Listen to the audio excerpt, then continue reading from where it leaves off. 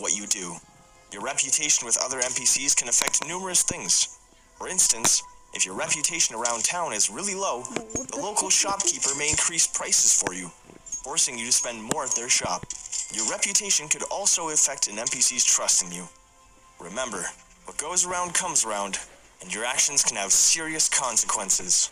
Now, let's say another player decides to become enemies with a settlement that you happen to be friends with, and they eliminate the townsfolk. You might think, oh great, now I can't finish any quests or shop there anymore. Well, worry not. Our solution to this dilemma was to ensure that every player has their own quote-unquote world, so important NPCs that another player may have attacked and or defeated may be completely unharmed in your world. But didn't I say this game was multiplayer? Why, yes. Yes, I did. You are able to explore, trade, and interact with other players in your server, and even fight common enemies together such as bandits and the infected. Moreover, if you want to experience the story together with friends, you can still do that too. You can invite your friends into your party and into your world to help take on quests, watch cutscenes, and make important decisions together. Your friends will pause progress on their current save file when joining your party, and temporarily be brought into your save file with all their items still with them. Do keep in mind though that the more friends you have in your party, the more dangerous your enemies will become. Evalia has become a hostile place over the years. Once a peaceful continent where animals work together for prosperity, now a war-torn battlefield littered with dangerous threats of all kinds. You will encounter various types of the infected. There are common infected who are weak alone but stronger in numbers, fast infected who use their speed to subdue their foes, tank infected who can take a beating and are hard hitters, and more, with additional variants to be added in the future.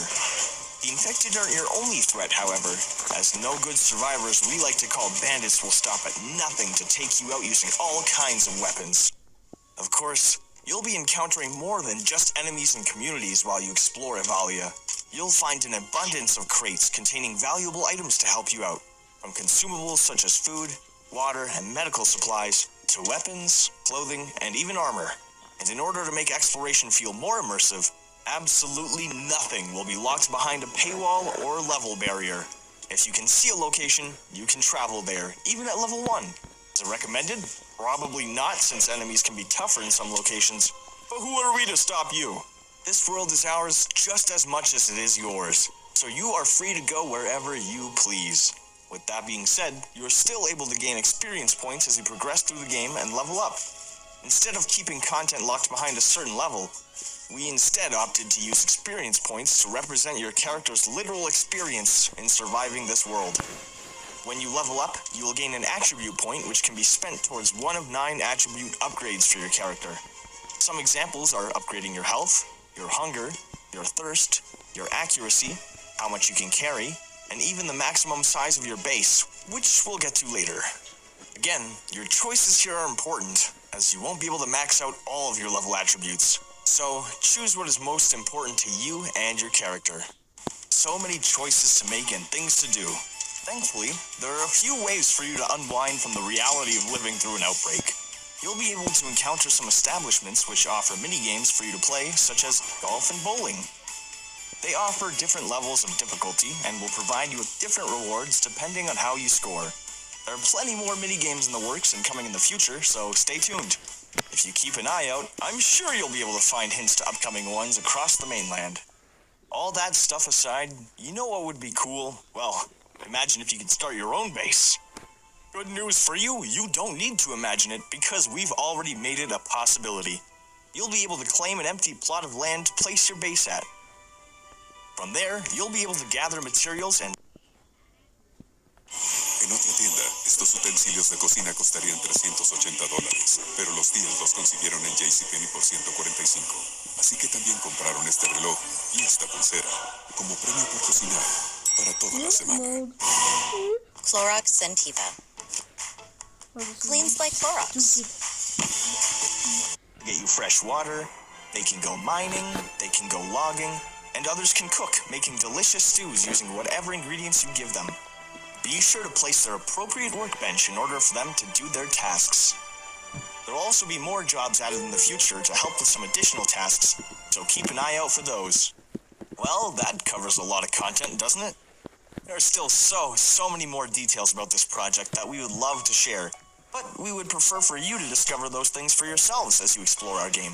Which begs the question, when can you play the game?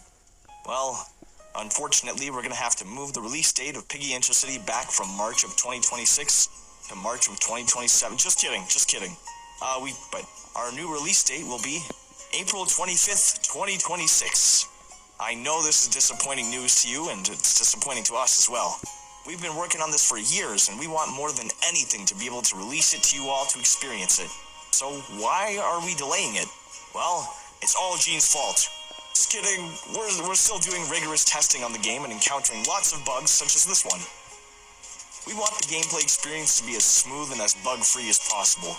For us, it is much more important to have a game that is immersive and runs as well as possible as opposed to releasing something rushed and broken that you'd all wish for us to delay it anyway. We are committed to making this experience feel as fantastic as possible, and by releasing it under these conditions, we'd be going against that. You guys deserve the best, and we will work to give you the best. And also, Gene forced us to delay it. We are so excited for you all to experience what we've given our all over the years. It has been an excruciatingly long journey, and I cannot be any more thankful to have you all here. Whether you are just joining us for the first time, or have been here for years. Thank you all so much, and we genuinely cannot wait to see you all in Intercity. Until next time.